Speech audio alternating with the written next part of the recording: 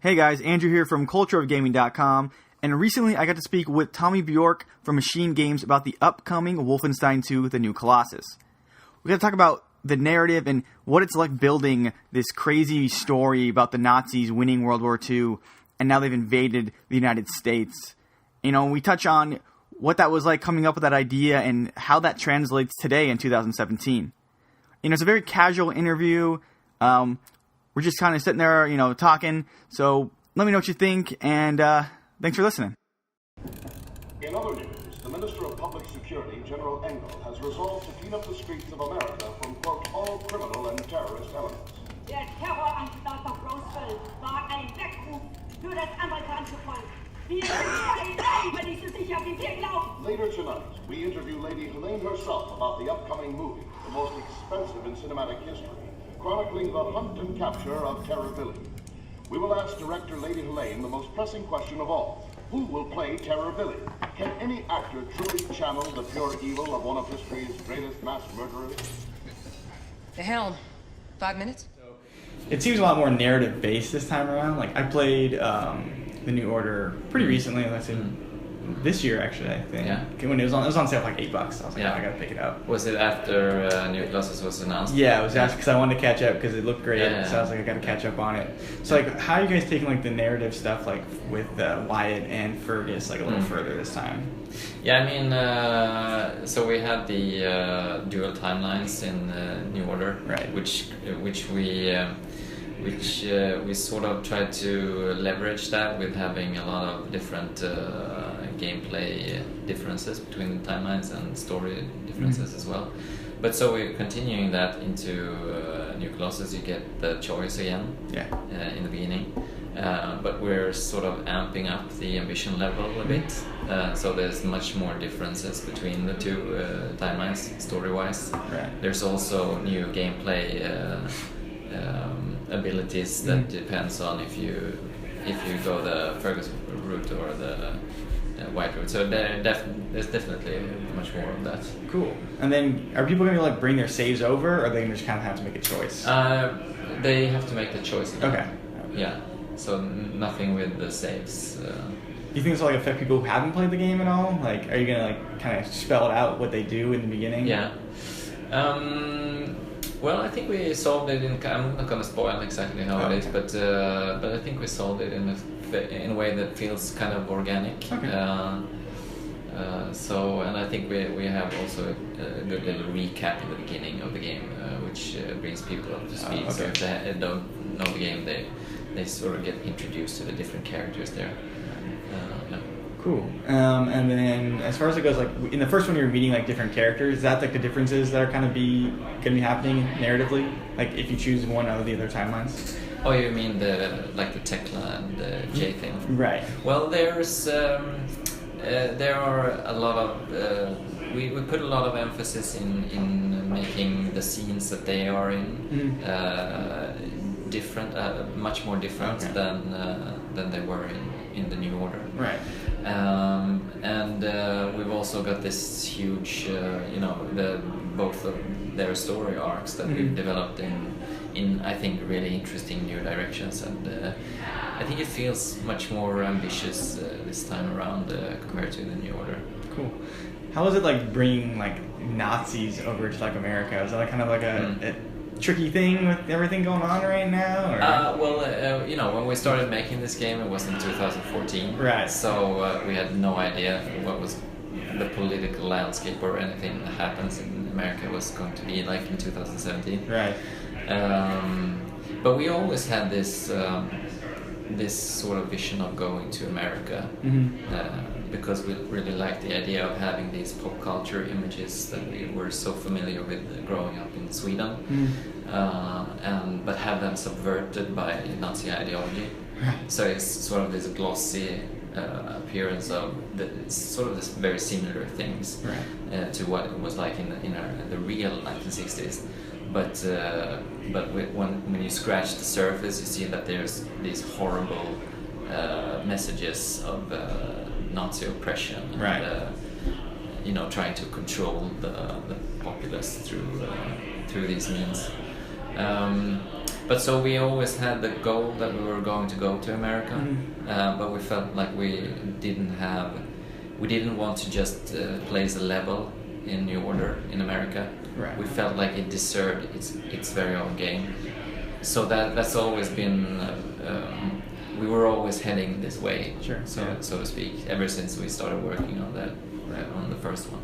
And you seem to be hitting like a lot of like some little more obscure but like big like American cities. So like it's kind of like a road trip almost. It feels like. Sure. Yeah. You know, like, and that's sort of like a classic American thing, I think. Yeah. You know, the road trip through the country. Yeah. But we tried to pick locations that were kind of representative of the kind of classic Americana. Yeah. But felt a bit unique as well. And I think we sort of struck a good balance there with like the Roswell setting, which is this good mix of the classic American theme, but also the crazy alien conspiracy vibe, you know. And with New Orleans, which has become this ruined ghetto, where like people who were dissidents of the new Nazi regime were sort of herded in and encaged inside this. They have this great big wall around the city now, right? Where they have everyone locked up. So we're taking a lot of like things that people may think about these cities and kind of like twisting them a bit. Yeah, sure, exactly. Great. Yeah. Like what? I don't want to say what other cities are hit, but like, can we like expect some like the like all over the country, like from coast to coast? Or are we kind of sticking to like the more like southern stuff as we've seen so far? I think we have sort of a nice. I mean, America is such a huge country. I mean, it's really really big, and there's so much diversity in the locations, and we couldn't possibly cover all that in one game, because we have this really super focused narrative going through all of the settings, and everything is really, I think, really fleshed out. We couldn't possibly make all that type of locations during the production. So, but we have a nice variety, I think. Yeah, it seems like everything's pretty diverse than the next. Yeah. So like, what other kind of, like, because we've seen like stuff kind of like industrial stuff. Are we going to see more of that? Or are we going to see more of like the kind of deserty, like open areas as well? I mean, we have some, of course. We have the New Mexico settings. Right. I mean, it's not like an open world area. That's not the case. But we have that. We have part of it. You know, you get the sense of it, the atmosphere of the New Mexico landscape and stuff like that in different parts. It could be in a cutscene, or it could be part of a level or stuff like that. But there's no open world there. Yeah, just kind of like a little walking around. Yeah. And then are we visiting Europe or anywhere else during the campaign at all? Or are we kind of sticking to America pretty much? We're mostly focused on the American setting, of course. Okay. I won't say anything which would spoil anything, but we also have the U-boat sections. Okay. Which is, you know, the Eva's hammer. They stole the crown jewel of the Nazi U-boat fleet. Right. And so the resistance is using that as their base of operation. And so you have these hub levels that are sitting inside the U-boats. So yeah, there's some locations that are outside of the American city. Cool. And then, like, how much fun was it to like kind of create like these twisted like characters? Like, because we kind of had like a Jimi Hendrix version in the first game. Yeah. Did you guys come up with this stuff, like just as crazy stuff as you can think? Yeah, I mean, I think it's really good with this setting to have that the resistance movement by nature becomes this really diverse cast of characters. Yeah, definitely. And you can have a lot of people that maybe in ordinary life wouldn't be together. You're right.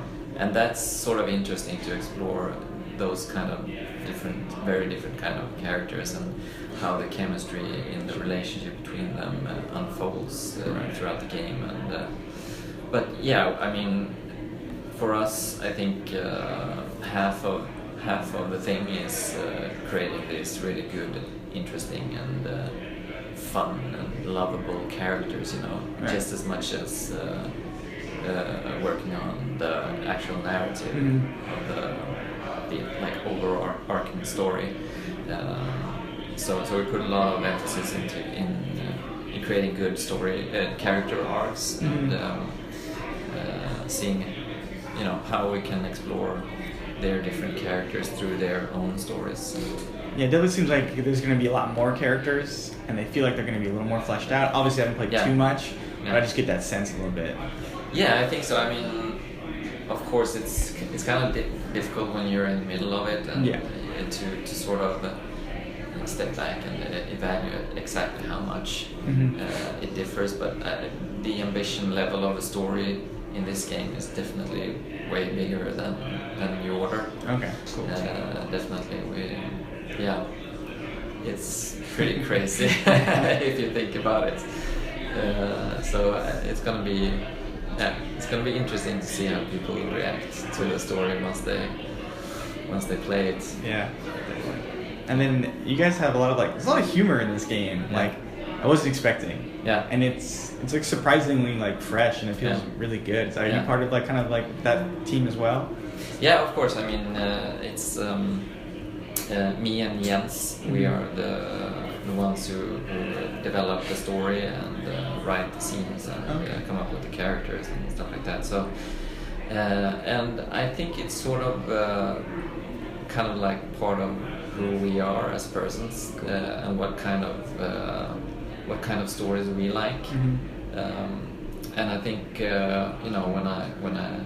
when I think back on what type of movies and books I like, there's always this great variety in different tones and atmospheres, and the kind of really dramatic, serious stuff blending with satire or dark humor, or that's the kind of stories that I'm sort of attracted to, and I think that goes for Jens too. Nice. Yeah, it seems coming across really well. Yeah. Did you guys have trouble with that at all? Like finding the right balance between that? Not necessarily. No, I would say. I mean, for us, it's always been sort of driven by what the story feels like it needs. Okay. And so we don't go into a particular scene or event or anything like that with okay, this has to be very serious in tone, or instead we're just what needs to happen in the scene, what are the stakes, what are the circumstances, and how and just letting that unfold in something that feels like an organic kind of way. Yeah. I think it's more important than deliberately trying to think about how do I have to be humorous here, or is it bad to be Right. So I think that could be part of it, that it's we let that process unfold naturally, and it just it works. I think it does, yeah, definitely. Yeah. And then do you find it it's like the gameplay is all about just like shooting, and like pretty much the entire time you're shooting, is that kind of like counteract the story at all, or because you can't really you guys don't ignore the fact that you're just murdering a bunch of people, but is it kind of hard to write that in a little bit when you're killing and just murdering the entire time? Well, I think that we explore that in different ways with BJ's character, who is this really he's kind of like a stereotypical action hero, but and he's really, really tired of fighting and just wants to live a normal kind of life. I mean, it's sort of it's also the setting, I think, makes it work, because you're fighting Nazis, you're fighting the sort of an embodiment of evil, right? So it sort of justifies it. Yeah, I agree.